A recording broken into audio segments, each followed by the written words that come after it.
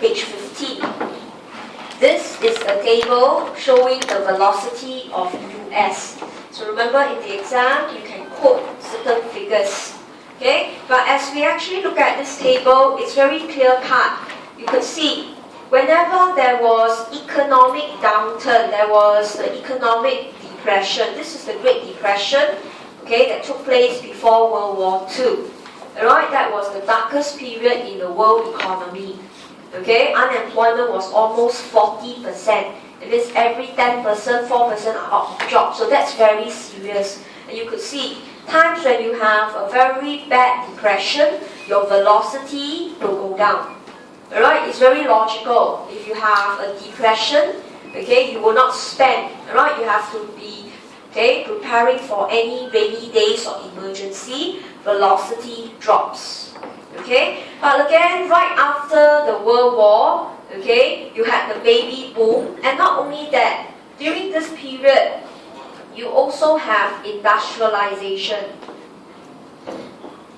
Okay, right in the 1960s, okay, industrialization took place. A lot of production was switched from labor-intensive to capital-intensive. The use of robots and machines starts to take place right after the World War. In fact, you could see somewhere in the 1960s, okay, all the way to the 1990s. So this is also a period we have IT boom. Alright, so during this period of US, we know the GDP is actually rising. Okay, and during this period, we also know, okay, because of industrialization and because of the great use of computers, there will be an increase in demand, alright, for funds.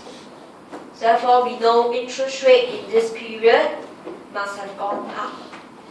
Okay, so all this gives you an indicator. Velocity has been climbing, alright, during this period. So the model that we just studied regarding, alright, velocity and interest rate is valid, okay, for the case of US during her industrialization and IT boom.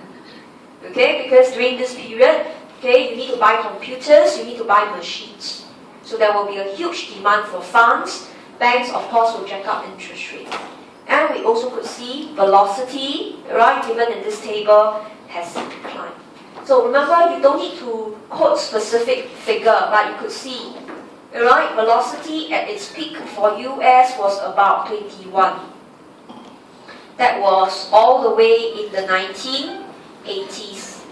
Right, that would be high velocity. So that was known as like the golden period. During those times, right, everyone wants to go US. Right, they say when you go to the States, you are stepping on grounds of gold. This is what it meant. Right, people are doing well, people are spending. So there was high velocity. Then velocity starts to dip a little bit. Alright, okay, because the Americans are aware government is running a budget deficit. Remember our Ricardian equivalence that says, okay, if you are aware of government's debt, you tend to save. So if you save, your velocity tends to be quite low. So velocity starts to dip.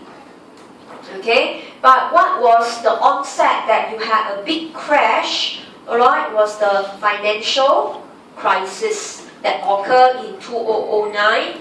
So you could see, alright, in 2009, okay, there was a big crash in the velocity.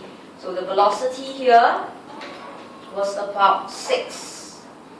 So you can imagine from the peak period to the bottom period, velocity dropped almost 3 times. Alright, so when you have very bad economic downturn, okay, you could see velocity will drop. And during this period, okay, because the financial meltdown, this was a period that interest rate was near 0. So the concept of velocity drop, interest rate drop was valid. Okay, and why was velocity falling? Okay, because the financial markets are unstable. So people do not, alright, put money in the bank, but at the same time, Okay, they are also not willing to spend. So that also tells you money demand went up.